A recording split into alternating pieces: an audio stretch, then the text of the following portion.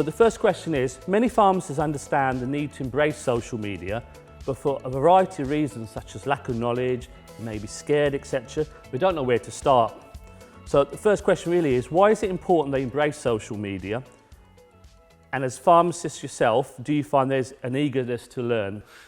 I think it's important to understand the blockers associated with pharmacies not adopting social media. Within our line of work, and we speak to pharmacists all the time, the two biggest things that stop them from embracing social is, first one is education. So it's a lack of understanding the scope and power of social media, because there's so many tools, very powerful business tools associated with social, and they don't really understand what return they can get from it. So that's the first thing. The second thing, as we know, pharmacies suffer a really bad pandemic of time. So time is not on the pharmacy side. They're wearing multiple hats. They're running the business, serving patients, looking after their team. So for them to take time out to learn about social media and to implement it, that's just a big blocker.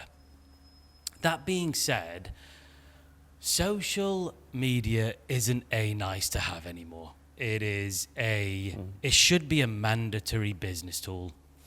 And not only is it the biggest communication channel, it is the vast amount of tools associated with business tools associated with social are tremendous. So you can, and Nick will possibly talk about this later, you can build shops into social channels. So Facebook, Google My Business, you can build your P lines and GSL lines in there now.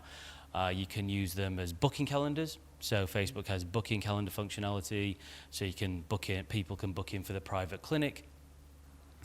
You can organize events on social and much, much more.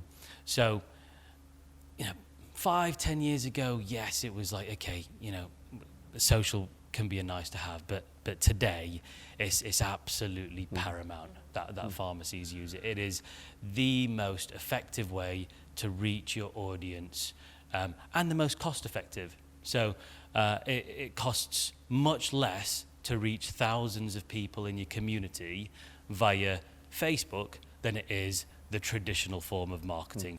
I do find pharmacies want to learn more about it, but it's just how they can release more time. Just time in education, definitely. Exactly. Lorna, do you want to build on that? I think I saw you there, you wanted to build on that. Yeah, I just wanted to pick up on one of your points when you're saying about the fear and the lack of education. It's just to remind our listeners out there and our viewers, we do offer a service which is there to help you, teach you about how to use digital if you're an Alphega member.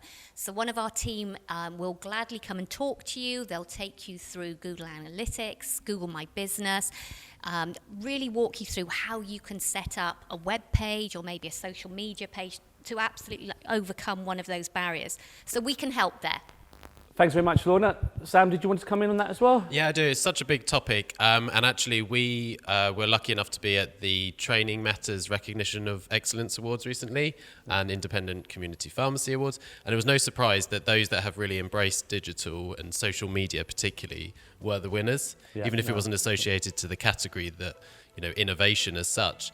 It was how they reacted to the COVID crisis, helped the community by just advertising what they do was part of it. So I think there's no secret now that social media is the way forward.